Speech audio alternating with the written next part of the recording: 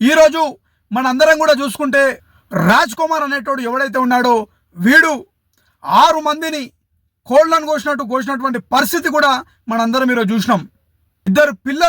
చిన్న పిల్లలు 2 పిల్లలు లోక జ్ఞానం తెలియనటువంటి పిల్లలను కూడా కత్తితో గొంతు కోసి చంపినటువంటి ఈ మూర్ఖుణ్ణి, ఈ మానవ మృగాన్ని, ఇలాంటి చీడ పురుగుని ఇప్పటి వరకు కూడా పోలీస్ అధికారులు పట్టుకోలేనటువంటి పరిస్థితి కూడా మనందరం. కాంగ్రెస్ పార్టీ ప్రభుత్వం రేవంత్ రెడ్డి గారికి నేను ఈరోజు జనసేన పార్టీ తరఫున ఒకటే డిమాండ్ చేస్తున్నాను. ఈరోజు హోంశాఖ నీ దగ్గరనే ఉంది.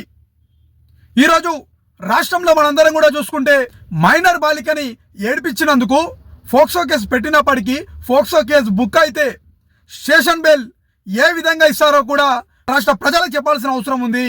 మైనర్ బాలికకు సంబంధించినటువంటి కుటుంబ సభ్యులందరూ కూడా పోలీసు వారికి ఇన్ఫార్మ్ చేయడం, మాకు 1తో థ్రెడ్ ఉందని చెప్పడం, అయినా కూడా పోలీస్ అధికారులు ఆ కుటుంబాన్ని పట్టించుకోకపోవడం, వాళ్ళకి సెక్యూరిటీ ప్రొటెక్షన్ కల్పించకపోవడం, ఇది పోలీస్ వాళ్ళ నిర్లక్ష్యం వల్లనే ఈరోజు 6 మంది ప్రాణాలు పోయినాయని చెప్పి కూడా ఈరోజు ఆ కుటుంబ సభ్యులు చెప్తుంటే మనందరూ కూడా అర్థమవుతున్నటువంటి పరిస్థితి ఏర్పడ్డది.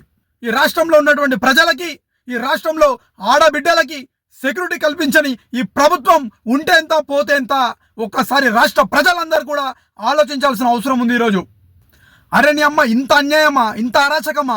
అరే మనం మనుషుల మధ్యలో బ్రతుకుతున్నామా, అడవిలో బ్రతుకుతున్నామా, ఎక్కడ బ్రతుకుతున్నామా? మన అందరం కూడా ఈరోజు ఉన్నోనికొక న్యాయం, లేననుకొక న్యాయమా? న్యాయం అనేది బ్రతికే ఉందా? ఈ రాజ్ కుమార్ అనే సైకోని ఎంబడే పట్టుకొని నడి రోడ్డు పైన ఊరి తీసి తెలంగాణ సమాజానికి చూపించాల్సిన బాధ్యత తెలంగాణ రాష్ట్ర పోలీస్ అధికారుల మీద, తెలంగాణ రాష్ట్ర ముఖ్యమంత్రి రేవంత్ రెడ్డి గారి పైన ఈ బాధ్యత ఉందని చెప్పి కూడా నేను ఈరోజు జనసేన పార్టీ తరఫున ఈరోజు డిమాండ్ చేస్తున్నాను.